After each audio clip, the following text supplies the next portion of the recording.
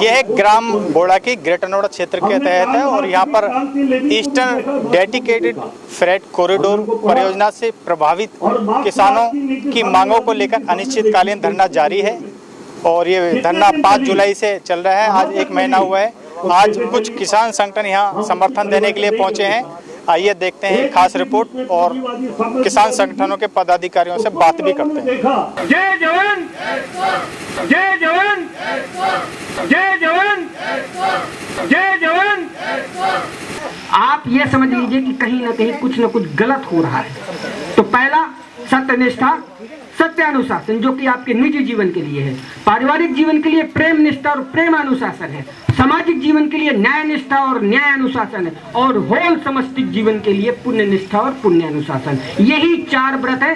इन 4 व्रतों को आप स्वीकार लीजिए। मैं दावा करता हूं कि दुनिया की कोई ताकत आपको नहीं हरा सकती है। रही बात, अब यहाँ पर बात आती है कि गुप्ता जी आप बोलते रहो कि आपके चारों जनाधिकार मानेंगे कैसे। मैं बताता हूं सर, सन 1950 में जिस दिन संविधान लागू हुआ था उसी दिन आपको ये 4 जनाधिकार मिल चुके हैं ऑलरेडी।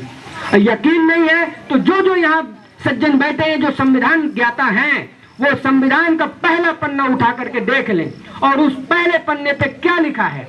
प्रियम्बल का पहला पन्ना, उस पे 3 न्याय लिखे हैं। पहला सामाजिक न्याय, सोशल जस्टिस, दूसरा इकोनॉमिकल जस्टिस और तीसरा पॉलिटिकल जस्टिस। और ये जो आपका कॉन्सेप्ट है ये आपका सोशल जस्टिस का मुद्दा है और सोशल जस्टिस में वो 4 जनाधिकार शामिल हैं। अगर आपको ये 4 जनाधिकार जो मूलभूत आवश्यकताएं हैं, रोजगार, शिक्षा, सार्वजनिक सेवाएं सुविधाएं और संरक्षण में चिकित्सा वगैरह, ये सारी चीजें आती हैं। अगर ये 4 चीजें आपको नहीं मिल रही हैं, इसका मतलब है कि कहीं ना कहीं आप या तो न्याय के बारे में जानते नहीं हैं या तो आपको वो बुद्धू बना रहे हैं। इस वक्त हमारे साथ मौजूद हैं जय जवान जय किसान मोर्चा के संयोजक सुनील फौजी। आइए इनसे बात करते हैं कि आंदोलन को गति देने के लिए आज किन मुद्दों पर लेके एक आज महापंचायत की गई है और इसमें जो किसान संगठन के लोग भी शामिल हुए हैं। फौजी जी, आज कितने लोग आए हैं और आंदोलन को गति देने के लिए आज क्या कुछ नया निर्णय लिया गया? जी, मैं बताना चाहूँगा कि जो DFCC परियोजना के लिए इसकी जो ईस्टर्न फ्रेट कॉरिडोर है और उसकी जो रेलवे लाइन बनाई जा रही है, तो यहाँ ग्रेटर नोएडा के बोड़ाकी गांव में जमीन का अधिग्रहण 2009 में कर लिया गया था। लेकिन उसके बाद भी क्योंकि लाइन बाहर से निकालने की प्रस्ताव था, अब इन्होंने अलाइनमेंट को चेंज करके प्राधिकरण के कहने पर गांव के बीचों बीच जो रेलवे लाइन है उसको और चौड़ा करने की बात कही है। उससे किसानों के जो मकान है वो प्रभावित हो रहे हैं। उनमें इन्होंने तोड़फोड़ पहले भी करी है और दोबारा चेतावनी जारी कर रखी है। इसके बारे में धरना चल रहा है। किसानों की यही मांग है कि रेलवे लाइन के लिए जो बाहर से अधिग्रहण किया गया था वहीं से रेलवे लाइन को निकाला जाए, बीच में से लोगों को विस्थापित ना किया जाए, क्योंकि इससे पूरा गांव प्रभावित हो रहा है। उनके सब मकान, उनके सब पीढ़ियों के लिए बहुत भारी नुकसान हो जाएगा। और नया अधिग्रहण कानून भी यही कहता है कि कम से कम लोगों को प्रभावित करते योजना बनानी चाहिए। तो हम इसी मांग को करते हैं इस आंदोलन के माध्यम से। और आज जो विशेष रूप से हमने मीटिंग रखी थी वो कई राज्यों के संगठनों को बुला करके उनकी राय लेने के लिए, आगे की रणनीति बनाने के लिए रखी थी। और उसमें लगभग आज 7-8 राज्यों से प्रतिनिधि हमारे बीच में आए हैं। महाराष्ट्र से, मध्य प्रदेश से, राजस्थान से, उत्तराखंड से, हरियाणा से, कर्नाटक से, उत्तर प्रदेश से। तो जो हमारे किसान नेता उन्होंने अपने विचार रखे हैं और पंजाब से भी हमारे किसान यहाँ पर पहुंचे थे। तो अब हमने ये योजना बनाई है कि हम आगामी 15 अगस्त को एक यहाँ पर पंचायत करेंगे। अपना एक झंडा, तिरंगा झंडा यहाँ पर फहराया जाएगा और उसके माध्यम से हम सारे संगठनों को, जो हमारे स्थानीय संगठन, उसमें आमंत्रित करेंगे। स्थानीय संगठन मिलकर के एक जो भी तारीख तय करेंगे उस तारीख के हिसाब से हम आंदोलन को आगे बढ़ाएंगे। इसके बाद जो अगर प्रशासन हमें हमारे अधिकार दिए बगैर यहाँ से विस्थापित करने की बात योजना बनाता है, उसका हम डट के मुकाबला करेंगे। क्योंकि अभी तक मामला हाई कोर्ट में विचाराधीन है, वहाँ से फैसला आने वाला है और जैसे ही फैसला आ जाएगा हम उसी हिसाब से अपनी फिर आगे की रणनीति डिक्लेयर कर देंगे। अभी हम इंतजार में हैं कि हाई कोर्ट में ये रिजर्व हो गया है कि जो बाहर से लाइन निकलनी है उसके बारे में आदेश क्या हाईकोर्ट देती है। अनिश्चितकालीन तो धरना आपका चल ही रहा है, आपने भूख हड़ताल की भी बात करी थी, तो क्या कुछ बदलाव होगा क्या आपके आंदोलन में? जी, इसमें मैं कहना चाहूँगा कि जो नया भूमि अधिग्रहण कानून है उसको लागू नहीं कर रहे हैं यहाँ पर, उसके लाभ नहीं दे रहे पूरी तरह से। DMIC का अधिग्रहण चल रहा है, DFCC का चल रहा है, तो ईस्टर्न वेस्टर्न कॉरिडोर का अधिग्रहण चल रहा है। तो हम 5 गांव चिठेड़ा, कठेड़ा, पल्ला, पाली, बुढ़ाकी और साथ में सैकड़ों गांव जिनको इन्होंने अधिसूचित किया, इन सभी के लिए मांग उठा रहे हैं कि यदि कहीं विशेष आवश्यकता है तो नए अधिग्रहण कानून का लाभ दिया जाए और उसमें बाजार दर का 4 गुना मुआवजा, 20% प्लॉट, रोजगार सभी बालिग बच्चों को, गाँवों का मानक के तौर पर विकास। तो इस बात के लिए आंदोलन चल रहा है। और अब जो हमारा अगला कदम होगा, हम ये कोर्ट के निर्णय के बाद उसमें निश्चित रूप से स्टेप लेंगे। चाहे हमें अगर ये हमारे ऊपर दोबारा से कोई ऐसी कोशिश करते हैं, हमें कोई चेतावनी देते हैं, तो हम भी निर्माण कार्य रोकने की चेतावनी देंगे। अगर हमारे काम ये रोकेंगे तो हम इनके काम रोकेंगे। ऐसी रणनीति भी हमें बनानी पड़ेगी और चाहे हमें क्रमिक अनशन करना पड़े, चाहे हमें लगातार भूख हड़ताल करने पड़े, हम उसके लिए भी तैयार हैं, लेकिन अपने अधिकार लेकर रहेंगे। किसान संगठनों के अलावा क्या कुछ राजनीतिक दलों ने भी समर्थन दिया? जी, कुछ किसानों की समस्या के संबंध में कुछ पार्टियां भी यहाँ पर आई हैं। समाजवादी पार्टी है, कांग्रेस पार्टी है, आम आदमी पार्टी है, बसपा वाले हैं, उन्होंने सबने समर्थन दिया है, तो आना भी चाहिए। देखिए, राजनीतिक व्यवस्था ही है सब सर्वोपरि, क्योंकि कानून बनाने वाली वही है। हम आवाज उठाते हैं तो वो कानून तो संसद में ही बनता है, विधानसभा में बनता है। तो हम उनसे भी यही हम बार बार कहते हैं, आग्रह करते हैं कि भाई इसमें सहयोग करवाइए, आप विधानसभा में मुद्दा उठवाइए, लोकसभा में उठवाइए। और विशेष रूप से एक चीज और हम लेके चल रहे हैं कि लोकसभा और विधानसभा या ग्राम पंचायत एक बार को ये भंग हो सकती है, लेकिन ग्राम सभा से बड़ा कोई नहीं है। ग्राम सभा कभी भंग नहीं होती, उसमें गांव में जिस बच्चे ने जन्म लिया वो ग्राम सभा का मेंबर हो जाता है। इसलिए हमने एक योजना बनाई है कि हम ऐसा प्रस्ताव बोड़ा की गांव से पारित करेंगे, ग्राम सभा के लोगों के साइन कराएंगे कि जो हमारी समस्या है उनको लिख करके यहाँ से लेके प्रधानमंत्री राष्ट्रपति तक भिजवाएंगे। लोकपाल महोदय जो हमारा लोकपाल कानून देश में लागू है उनको भी भेजेंगे कि हमारे साथ क्या अन्याय हो रहा है और हमारी आवाज को सुना जाना चाहिए, हमारे साथ कोई अन्याय हो, जो अधिकार हमारे कानून में है, जो सुरक्षित अधिकार है वो हमें मिलने चाहिए। तो हम ग्राम सभा की बुढ़ाकी की तरफ से एक प्रस्ताव पारित करेंगे और 15 अगस्त को होने वाली सभा में इसको हस्ताक्षर के माध्यम से सरकार को आगे भिजवाने की तैयारी करेंगे। यही हमारी आगे की योजना है। क्या नाम है? जयवीर भाटी। हाँ जयवीर जी, क्या कहना चाहते हो किसान आंदोलन पे? 2009 में जो बाहर से इन्होंने जमीन एक्वायर की है, उन्होंने दुर्गा नागपाल SDM ने टोटल किसानों को मुआवजा बंटवा दिया है, दे दिया है सभी को, सभी प्रतिकर उठा चुके हैं। तो ये लोग वहाँ से निकाले लाइन, यहाँ क्या ले रहे हैं? जो जमीन इन्होंने एक्वायर की थी ग्रेटर नोएडा प्राधिकरण ने, हाँ, ये क्या ईस्टर्न ये वेस्टर्न फ्रंट कॉरिडोर के लिए एक्वायर की थी। ईस्टर्न और वेस्टर्न दोनों के हाँ, ये वेस्टर्न के लिए की है, ईस्टर्न नहीं है। ईस्टर्न वो है, वेस्टर्न ये है। ईस्टर्न तो ये है ना? ईस्टर्न के लिए की है। ईस्टर्न के लिए की ना? ईस्टर्न के लिए की है। अच्छा, ईस्टर्न के लिए की है बोड़ागी में, और लाइन क्लियर बाहर से। किस प्रयोग में रेलवे के पास नक्शा है उसका बाहर का, कोर्ट को भी नहीं दिखा रहे, वो कागजों को छुपा रहे। कोर्ट ने 2 बार मांग लिए कागज, जब हमको स्टे दिया कोर्ट ने, तब जो अधिकृत की थी वो किस प्रयोग में ली गई है? अभी खाली पड़ी हुई है। खाली पड़ी है? खाली पड़ी है, वहाँ से निकाले हैं, क्या दिक्कत है? लेकिन रेलवे यहाँ से निकालना चाहता, रेलवे नहीं निकालना चाहता, अथॉरिटी ने करवाई है यहाँ के लिए। यहाँ से निकालना चाहता। रेलवे के और अथॉरिटी के साथ मीटिंग हुई है, DM के यहाँ, किसानों की भी।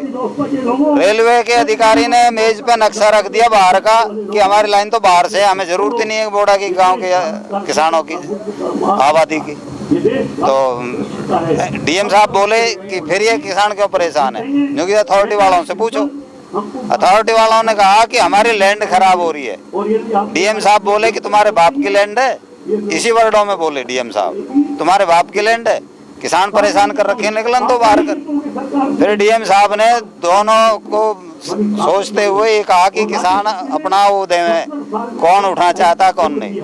तो हमने आधे हमारे वो लग गए, आधे किसान उठना चाहते थे, आधे नहीं, आधे लग गए दोनों। तो DM साहब ने लिख के दे दिया कि जो देना चाहते थे, जो ना देना मत दे। कितने किसानों को जमीन दे दी फिर? आधे नहीं दिए, अभी आधे पड़े, आधे बाकी रहे। हाँ, आबादी में। हाँ, जंगल की तो ये ले ही रही है अथॉरिटी। जंगल की सारी ले ली हो? जंगल की तो अथॉरिटी ले ही रही है, जंगल की तो हमारी पहले भी एक बार होली। इसमें आधे चले गए, इसमें आधे चले गए, आधे मौके पे बैठे हैं आबादी में। इस किसान आंदोलन को समर्थन देने के लिए दयानंद पाटिल, जो कि कर्नाटक से आए किसान नेता हैं, हमारे साथ मौजूद हैं, उनसे बात करते हैं। दयानंद जी, जो ये किसान आंदोलन है, आप इसको गति देने के लिए आए हैं, तो क्या इसमें लोगों किसानों को जो सुविधा मिल नहीं पा रही है, क्या इसमें सुविधा दी जानी चाहिए, क्या कहना आपका? नहीं, मेरा कहने के का है, मैं यहाँ इतना ये सपोर्ट देने के लिए नहीं, कई महीनों से 9 महीने से हम किसान आंदोलन में थे, 1-1.5 महीने में ये किसान आंदोलन में थे, लेकिन जो किसान आंदोलन का जो 3 मुद्दा है, भारत सरकार ने इसको जो प्रोटेस्ट कर रही वो नहीं होना था। किसान को बहुत गहरी नुकसान हो जाता है। क्या 3 मुद्दे हैं वो? 3 मुद्दे का जो वो ये मंडी का होता है और जमीन खरीदने का होता है, और क्या है इसका कीमती का होता है, वो होना चाहिए। लेकिन हम बोल रहे हैं कि ये 50 साल से किसान का मांग था, ये एमएसपी मतलब स्वामीनाथन का जो वर्दी होता है कनाडा में, उसका एमएसपी लागू करना जरूरी था। लेकिन इसको 3 का जो मुद्दा है, ये मुद्दा दौड़ भार कर को ये एमएसपी खत्म तो किया नहीं सरकार ने? नहीं खत्म करने की क्या नहीं, 50 साल का जो किसान का जो मुद्दा है वो उसके बारे में बात करना था केंद्र सरकार ने। जब भारतीय जनता पार्टी वाले मोदी साहब ने किया था, जो भारत देश के अंदर कांग्रेस को हटाओ, भारतीय जनता पार्टी को वोट डालो, भारत देश के अंदर भारतीय जनता पार्टी सरकार होगा जब एमएसपी हम लागू करेंगे। वैसा ही एमएसपी भी खत्म नहीं किया है, मंडी भी खत्म नहीं की है, तो फिर आखिर दिक्कत क्या है? नहीं, अभी आपको मैं बोलना चाहता हूँ, आप भी किसान होगा, मंडी का हालत क्या हो गया देखिए नहीं। आप जाइए, हम डिस्ट्रिक्ट तालुका में मंडी का हालत क्या हो गए, खरीदने का क्या हो गए। हम देखिए टमाटर देखो और मक्का देखो, जवार देखो, उसकी कीमत क्या है। प्याज का देखिए, प्याज फेंक रहे हैं रास्ते के ऊपर। हमारे किसानों क्या क्या है, कितना भी देखिए प्याज और टमाटर ये करता है, वो टमाटर रास्ते में फेंक रहे हैं, आंखों में पानी आ रहे हैं। लेकिन जब तक मालूम नहीं हो रहे ये स्टेट गवर्नमेंट का और सेंट्रल गवर्नमेंट का, ये होना चाहिए। अभी मैं बुढ़ा में आया हूँ, वो सुनील फौजी का साथ देने के लिए, जो ये गवर्नमेंट ने हजारों करोड़ रुपए कमाने वाले हैं ये अधिकारी, लेकिन ये किसानों का जो न्याय देने के लिए नहीं आता है। जो भी सिस्टम है, सिस्टम भगवान के सिस्टम को किसानों को अच्छा करना जरूरी है। जो ये ईस्टर्न डेडिकेटेड फ्रेट कॉरिडोर है, इसमें आप जो कह रहे हैं हजारों रुपए अधिकारी कैसे कमा रहे हैं, क्या है? हाँ, ये 1000 कम बोल दिए, ये 1000 कम बोल दिए। ये भारत देश में भारतीय जनता पार्टी जो सरकार हो गए, लाखों करोड़ रुपए कमा रहे हैं। मतलब कैसा कमा रहा है? आपको मुंबई बोलना चाहता हूँ, ये रोड दिख रहा है, ये रोड ने ये यहाँ का एमएलए सैंक्शन बनाए। इस सरकार ने क्या करता है, इसको परसेंटेज लेकर एक बार रोड बनाता है, एक बार रोड बना के कितना है 4-5 करोड़ रुपए इसका एस्टिमेट होता है। लेकिन एक बार करके और 2 महीने में फिर इसको प्रपोजल देकर एस्टिमेट करते हैं और 4 करोड़ रुपए 5 करोड़ रुपए ले रहे हैं। यहाँ एमएलए कब बनाते हैं? ग्रेटर नोएडा अथॉरिटी बनाती है। नहीं, ग्रेटर नोएडा के तहत ये नोएडा नहीं भारत देश के अंदर ये ग्रेटर नोएडा है। ग्रेटर नोएडा जो है उत्तर प्रदेश का, ये ज्यादा से ज्यादा अधिकारी और एमएलए लोग कमाने के बैठे हैं। लेकिन ये प्राधिकरण कितना होता है? 3 होता है प्राधिकरण। कहाँ तो हो गए देश भर, बताइए आप भी। आप एक इम्पोर्टेंट पत्रकार थे, ये 3 प्राधिकार हो गए, सो हम नहीं देखे। अब यहाँ आने के पता लगे 3 प्राधिकार है। ये 3 प्राधिकार कैसा होगा? प्राधिकरण तो 3 है, लेकिन प्राधिकरण ने सुनियोजित विकास भी तो कराया है। हाँ, हो गए, वो मैं बात को मानेंगे। प्राधिकरण है, ये किसानों का रोड अलग है। अभी किसानों का जो गांव में जो घुस है उसको कंपनसेशन तो देना पड़ेगा ना। उनको जो नुकसान होता है वो नुकसान भरेगा ना सरकार। उसके बात ही नहीं करते, उसको जबरदस्ती से रोड बनाते। ये हमारे देश का है कानून। भूमि अधिग्रहण का मतलब ये है कि भूमि अधिग्रहण में स्टेज होती है, जबरदस्ती तो रोड नहीं बनाती है। हाँ, सुने, ये बात सही कही है, लेकिन भारत सरकार ने ये कानून बनाए 2009 में। किसी का मेरा जमीन है, मेरा एकड़ जमीन है, अभी किसी एक 10 एकड़ है, 50 एकड़ पे मैं बेचना चाहते हो लेना, अगर हम नहीं बेचेंगे लेना नहीं, कोई भी लेना है, सरकार हो, राष्ट्रपति हो, सरकार हो, केंद्र सरकार हो, राज्य सरकार, लेना नहीं। लेकिन ये जबरदस्ती से ले रहे ना, ये गलती नहीं होता कानून से। सुप्रीम कोर्ट ने बोला है 2009 में, किसी का खेत उन्होंने देना चाहते हैं तो ले लो। ये तो भूमि अधिग्रहण कानून 2013 में भी ये अंकित है कि जो रेल है या एयरपोर्ट है जो बहुत ही जरूरी प्रोजेक्ट के लिए उसको तो सरकार लेगी। उतना अर्जेंट है क्या? उतना अर्जेंट है ना, एक ट्रेन 2 ट्रेन चल रहे हैं, फिर उसको हजारों ट्रेन करते, दुनिया भी करते, बोले तो इंडस्ट्रियल का नहीं है।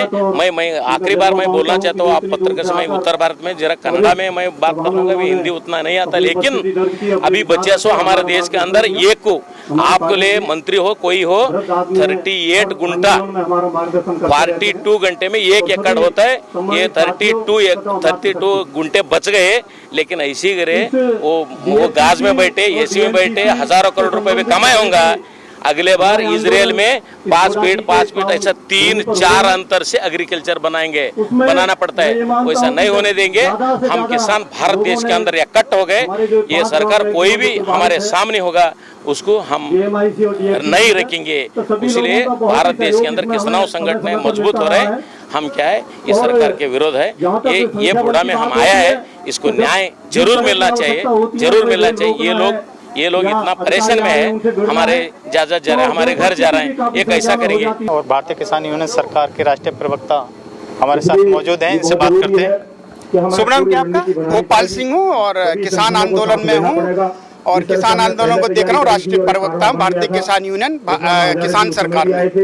गोपाल जी, क्या नीति है जो यहाँ धरना चल रहा है, इसके लिए आप समर्थन देने आए, तो क्या आपकी? मैं इसलिए समर्थन देने आया हूँ कि मैं उत्तराखंड में भी रहता हूँ, वहाँ पर हमारे जल और जंगल जितने हैं इन सरकारों ने खत्म कर दिए। पौने दाम पर किसानों को मुआवजा देकर यहाँ से पलायन कर दिया गया है। इसी प्रकार से उसी तर्ज पर ये आज इस गांव के लोगों को भी पलायन करवा रहे हैं यहाँ से, और इसलिए हम लोग धरना बैठ रहे हैं पे, यहाँ पर धरना चल रहा है, धरने पे बैठ रहे हैं। धरने को समर्थन देने के लिए हम लोग इसलिए आए हैं कि ये चीजें गलत, सरकार अपनी पॉलिसी बदले और हमारे जो पूर्वजों की है, हमारे जो दादाओं की जमीनें हैं जिसपे हम लोगों ने जन्म लिया है, उस जन्म से उस जन्मभूमि से हमें बिछाड़ा जा रहा है औने पौने। अगर हम नहीं जाते हैं तो हम पे लाठियां चलाती है पुलिस, हमको औने पौने दाम जबरदस्ती एक मजबूरी कर रही है। ये सरकार को ऐसा मजबूर नहीं करना चाहिए। हम लोगों को, सरकार को हम पर दया करनी चाहिए। ग्राम बोड़ाकी में जो प्रोजेक्ट बन रहा है, आप एक पलायन कर रहे हैं किसान, तो कैसे पलायन? देखिए, मैं कह रहा हूँ ये विकास है। आपका कहना है कि विकास हो रहा है, मैं मानता हूँ ये विकास है, विकास होना चाहिए, लेकिन विकास विनाश की तर्ज पर नहीं होना चाहिए। एक तरफ तो आप विनाश कर रहे हैं, एक तरफ आप विकास की बात कर रहे हैं। आप यह प्रोजेक्ट बना रहे हैं, क्या ये प्रोजेक्ट किसी अन्य जगह नहीं बनाया जा सकता था? वेस्टर्न कॉरिडोर, हाँ, यहाँ से दिल्ली मुंबई कॉरिडोर, ये ग्रेटर नोएडा के बोड़ाकी गांव में यहाँ से शुरू हो रहा है, तो रेल के साथ भी बनेगा ना? हाँ, मैं मान गया उसको रेलवे के साथ बनेगा, लेकिन कम से कम इसका जो आपने डीपीआर बनाई है, उस डीपीआर को अन्य जगह, हाँ, जो पुरानी जो डीपीआर इनकी 2009 में बनी थी, उस डीपीआर को उसी पुरानी डीपीआर के अनुसार इनको बनानी चाहिए थी। तो हम लोग विरोध नहीं करते, आज हम लोग यहाँ पर नहीं बैठते। इस परियोजना में किसानों को क्या उचित लाभ नहीं मिल रहा है जो कि दिया जाना चाहिए? हाँ, यहाँ पर जो सर्किल रेट है, जो सरकार का जो रेट है, जो सरकार ने रेट निश्चित किया है, उस रेट को सरकार नहीं दे पा रही है, इसलिए। और दूसरा पलायन भी करा रही है, हमारी मातृभूमि को भी छीन रही है हमसे। तो ये हमारा कहना है। इसमें सरकार सर्किल रेट का कहीं 4 गुना भी दे रही है, कहीं 2 गुना भी दे रही है, तो दिक्कत क्या है? नहीं, 4 गुना कहाँ दे रही है? हम तो कह रहे हैं हमें 4 गुना नहीं, हमको जो सर्किल रेट दे दे, जो सरकार का रेट है, जो सरकार का पैमाना है, वो रेट हमें दे दे। शुभ नाम क्या है? सुखदेव सिंह विर्क। आप किस संगठन से हैं? भारतीय किसान यूनियन से। हाँ, बताइए सुखदेव जी, क्या कहना चाहते हैं किसानों हम चाहते हैं कि सरकारें फेल हो चुकी हैं, चाहे स्टेट है चाहे सेंटर है। जो इनको व्यवस्था करनी चाहिए सरकारों को, वो व्यवस्था सब फेल है। जो गरीब पब्लिक है उसकी सरकारें व्यवस्था करती हैं, वो सब फेल है। व्यवस्था, शिक्षा ये सरकारों को करना चाहिए, फ्री पढ़ाना चाहिए, फ्री इलाज होना चाहिए, वो ये कर नहीं रहे, वो फेल हो चुकी हैं। उल्टा हमारे से जो जमीन छीनते हैं उसका मुआवजा भी नहीं दिया जाता, किसानों को परेशान किया जाता है। कहाँ मुआवजा नहीं दिया गया? जमीन कहाँ पर छीनी गई? अब ये 2009 में जो ये गांव को बचा के साइड से निकाला था, अब फिर वो उसी को गांव को जो घर बनाया हुआ है, मेहनत की हुई है, लेबर है, वो कहाँ दे रहे हैं, मकान उठा रहे हैं, मकान गिरा रहे ये हैं। तो बहुत पुराना प्रोजेक्ट है, काफी हाँ, पुराना तो 2009 से बाहर से निकाला ना, गांव को बचाया गया। ये सरकारों का काम है, गांव को बचाना, वृक्ष को बचाना, आबादी जो है वो आबादी को बचाना। अभी आबादी को तोड़ रहे हैं, ये जो आबादी के बीच में रहता है। एक कुत्ता भी बच्चे दिया होगा घर में तो उसका भी मकान नहीं तोड़ते, उसको भी सेफ रखते हैं। तो हम तो आदमी हैं, ये सरकारें सब फेल हो चुकी हैं, इनके व्यवस्था पर व्यवस्था सब खत्म है। यानी आबादी यथावत रहनी चाहिए, याद रहनी चाहिए, उचित इसमें मुआवजा मिलना चाहिए, उचित मुआवजा मिलना चाहिए। और जो इन्होंने 2009 के गांव को बचाने का किया था वैसा ही होना चाहिए। गांव को बचाने का काम करना चाहिए, तोड़ने का काम नहीं करना चाहिए, किसी का मकान तोड़ना नहीं चाहिए। था किसानों का अनिश्चितकालीन धरना। इनका ये साफ कहना जो ईस्टर्न फ्रेट कॉरिडोर परियोजना यहाँ से निकाली जा रही है, ये पहले गांव के बाहर से थी, लेकिन कुछ दिन बाद में इसको अंदर से जो आबादी है बिल्कुल यहाँ से शुरू कर दिया। और इनका विरोध ये है कि आबादी के बीच से ये परियोजना निकाली यदि जा रही है तो इनको उचित जो वर्ष 2013 के कानून के अनुसार इनको मुआवजा नहीं दिया जा रहा, अन्य सुविधा भी नहीं दी जा रही। पहली मांग तो इनकी है कि आबादी के बीच से परियोजना निकाली नहीं जानी चाहिए। यदि निकाली भी जा रही है तो वर्ष 2013 के अनुसार इनको सभी लाभ दिए जाएं। इसी के लिए आज विभिन्न राज्यों से आए किसान संगठनों के पदाधिकारियों ने आकर यहाँ समर्थन दिया है। इनका ये भी कहना है कि जो राजनीतिक दल है वो भी समर्थन दे रहे हैं। अब इनकी आगामी रणनीति ये है कि 15 अगस्त को ये एक महापंचायत बुलाएंगे, उसमें आगे की रणनीति करेंगे। और आंदोलन के क्रम में इनका ये कहना है यदि सरकार ने इनकी मांग नहीं मानी तो भूख हड़ताल, कार्मिक अनशन और साथ में ये काम रोकने का भी निर्णय लेंगे। बाकी आप देखते रहिए गुजर न्यूज को खास खबरों के साथ। धन्यवाद।